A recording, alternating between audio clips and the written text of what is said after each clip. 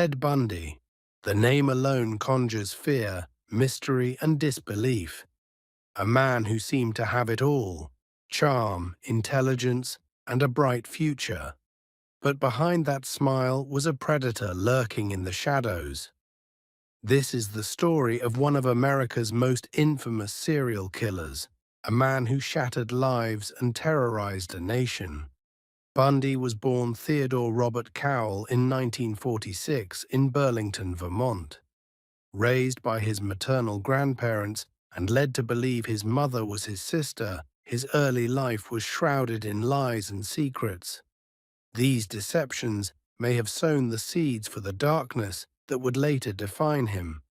But to those around him, he was a normal child, shy, polite, and well-behaved.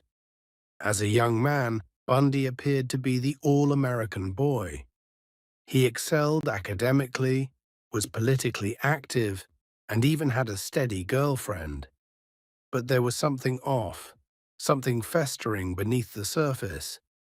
In his teens, Bundy began peeping into windows and stealing women's clothes, early signs of the depravity that would later emerge. It wasn't until the mid-1970s that Bundy's true nature came to light. Women began vanishing from college campuses across the Pacific Northwest. The disappearances seemed random, yet there were eerie similarities. All the victims were young, white women with long, straight hair parted in the middle. Bundy had developed a calculated method for selecting his prey. He would approach young women, sometimes with a fake injury or pretending to be in distress, asking for help. His favorite ploy involved a cast or crutches, making him appear harmless and in need. But once they were isolated, he would overpower them, often in broad daylight. As police searched for clues, the public grew increasingly anxious. The name Ted was whispered by witnesses who had seen the same man near the scenes. But Ted Bundy was careful, methodical, and always stayed one step ahead. For years he evaded capture, blending in effortlessly with society, hiding in plain sight. Bundy's downfall came not from a brilliant police strategy, but from his own hubris. In 1975, he was arrested for the kidnapping of Carol Durant, one of the few women to survive an encounter with him. Yet, even after his arrest, Bundy remained confident. In court, he represented himself, captivating the media and public with his charm and intelligence. But this was no ordinary trial. This was the trial of a man whose crimes spanned multiple states and claimed countless lives. Incredibly, Ted Bundy managed to escape custody not once, but twice. The first time, he jumped from a second-story window during a court hearing in Aspen, Colorado. He was recaptured 8 days later. But it was his second escape that would send shockwaves across the nation. In 1977, he escaped again, this time fleeing to Florida, where his killing spree continued.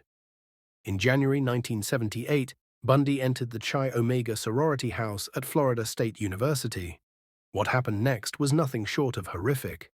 Within the span of 15 minutes, he brutally attacked 4 young women, killing 2 of them before disappearing into the night. This was Ted Bundy at his most unhinged, a killer with nothing left to lose. His freedom was short-lived. Just weeks after the Chi Omega murders, Bundy was pulled over by police in Pensacola, Florida. This time, there would be no escape. Bundy's trial for the murders in Florida became one of the first televised trials in U.S. history. His narcissism was on full display as he cross-examined witnesses, making a mockery of the legal proceedings. But despite his theatrics, the evidence was overwhelming. In July 1979, Ted Bundy was sentenced to death for the murders at the Chi Omega house. But the full extent of his crimes would not come to light until years later. Bundy confessed to 30 murders, though investigators believed the real number could be much higher, perhaps even into the hundreds. On January 24, 1989, Ted Bundy was executed in the electric chair at Florida State Prison. Outside, crowds gathered, some holding signs that read, "Burn Bundy, burn." For the families of his victims, justice had finally been served, but no punishment could ever undo the devastation he had caused. Ted Bundy's reign of terror left scars on countless families and communities. His victims, innocent and full of life, are the true focus of this story. They were daughters, sisters, and friends whose lives were stolen by a man whose evil knew no bounds. This was the story of Ted Bundy, a man who used his charm to mask the horror within. But as we recount his crimes, let us always remember the women he took from this world and honor their memory.